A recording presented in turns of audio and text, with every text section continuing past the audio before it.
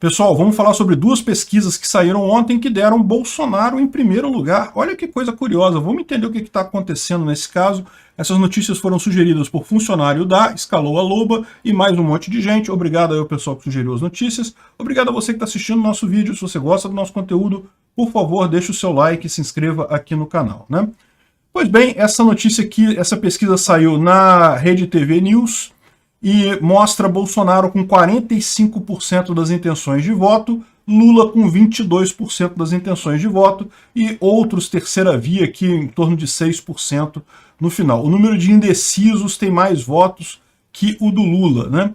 Aí, poxa, como é que pode essa pesquisa? O que ela tem de diferente, né? E na verdade é uma pesquisa que de fato se baseia em comportamento popular e externação de apoio. Ou seja, é muito mais próxima a pesquisa espontânea do que a pesquisa estimulada. Qual que é a grande diferença dessas coisas?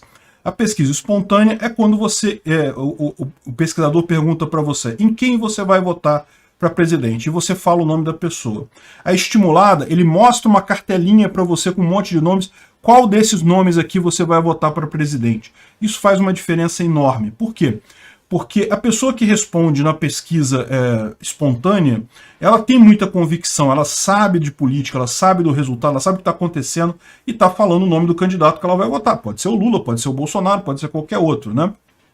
E essas tendências eleitorais aqui, eles falam aqui sobre a metodologia que eles usam e coisa e tal. Não é uma pesquisa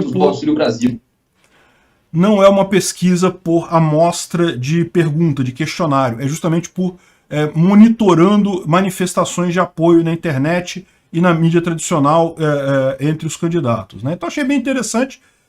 Você pode concordar com isso, pode discordar, né? É uma situação aí que, no final das contas, essas pesquisas todas, a gente só vai ver, o interessante vai ser isso, né? Quando chegar na data de eleição, a gente vai poder ver qual pesquisa que estava mais correta, porque o resultado da eleição, no final das contas, vai dizer quem é que tinha razão nisso daqui, né? Mas essa pesquisa aqui estranha não foi a única pesquisa ontem que deu Bolsonaro na frente. Teve essa outra pesquisa aqui, que é da Big Data, CNN, coisa e tal, que na verdade a estimulada, que é aquela com cartãozinho, com o nome das pessoas, deu o Lula um pouquinho à frente de Bolsonaro, né, 40% a 32%, mas na espontânea, na pesquisa espontânea, o Bolsonaro aparece na frente do Lula, 28% contra 26%. Ou seja, na pesquisa em que a pessoa tem que falar o nome, ela não tem nenhuma dica sobre qual o nome que ela vai dizer, o Bolsonaro já aparece na frente. Ok, isso aqui é um empate técnico, né? Está dentro da margem de erro, mas ele já aparece numericamente à frente do Lula nessa também. Isso é uma coisa importante de notar, até porque no momento da votação, que você tem uma votação espontânea, você não tem uma lista de candidatos que você escolhe hoje em dia. Você vai na urna e você digita o número, você tem que saber o candidato que você vai votar então, né? E isso aqui é uma situação realmente muito rara. Geralmente a pesquisa espontânea e a estimulada dão o mesmo resultado. Por que a espontânea e a estimulada estão dando valores diferentes? O que eu acredito é aquela questão que eu falei para vocês. Muita gente não está nem pensando em eleição ainda. Não está nem aí para eleição no final das contas. Então, na hora que é perguntado em quem vai votar na eleição, a pessoa fala o nome que primeiro vem à cabeça dela. E muitas vezes é o Lula, justamente porque tem, se fala muito sobre o Lula por aí. Então, no final das contas, a pessoa responde isso mais por uma forma de, olha, não quero responder esse troço, quero seguir em frente, muito mais do que de forma séria, né? Isso além, lógico, de toda a suspeição que a gente tem dessas pesquisas serem direcionadas. Isso realmente é uma possibilidade bastante consistente. Bom, aqui está falando então sobre essa pesquisa espontânea que mostra Bolsonaro na frente. É interessante isso porque mostra cada vez mais que... Não é a primeira que acontece isso, tá? Mostra cada vez mais como é que essas pesquisas todas estão muito desencontradas entre elas, né? No final das contas, a gente só vai saber o resultado mesmo na eleição, não tem jeito. Eu imagino que lá para junho, julho, a gente já comece a ter números mais próximos da realidade, mas eu não tenho dúvida nenhuma que vai ter muito instituto de pesquisa forçando a barra para dar vantagem para Lula, para tentar empurrar a candidatura do Lula. Vamos ver o que acontece, né? Uma notícia bem interessante é isso daqui, a Michele Bolsonaro se filiou ao PL. Como eu falei para vocês em outros vídeos também, ela é um excelente ativo eleitoral para o Bolsonaro, devia ser mais explorada, eu fico me perguntando se não deveria se candidatar a alguma coisa também. Acho que ela tem um potencial enorme nisso daí, né?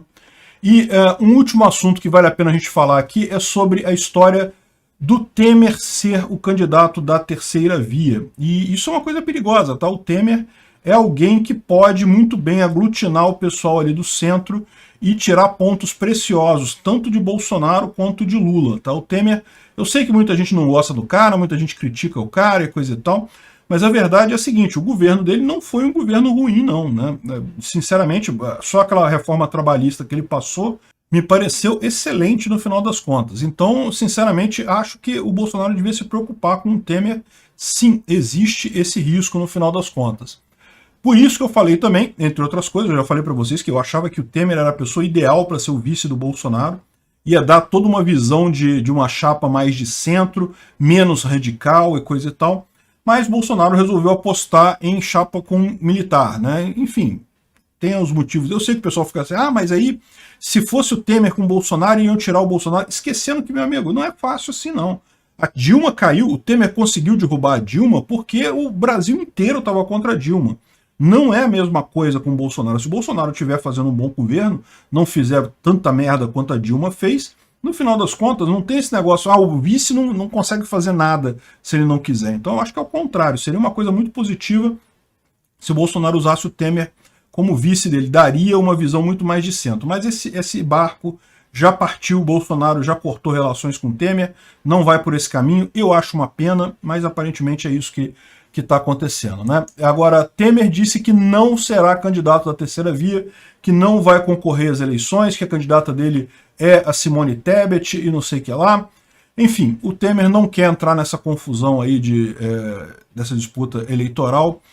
Vamos ver, eu acho realmente que ele seria um nome que daria trabalho, tá? É um nome que daria mais trabalho do que a Simone Tebet, por exemplo. A Simone Tebet, a gente sabe, ela tá lá só para dizer que tem algum candidato ali para o pessoal poder apoiar quem quiser nos estados, mas o Temer daria trabalho, é muito mais preocupante. Obrigado por assistir o vídeo até o final. Além de curtir, compartilhar e se inscrever no canal, considere se tornar patrocinador com valores a partir de R$ 1,99. Clique no botão Seja Membro abaixo para saber as condições e vantagens de patrocinar o canal. Mais informações sobre o nosso projeto, visite nossos sites indicados na tela.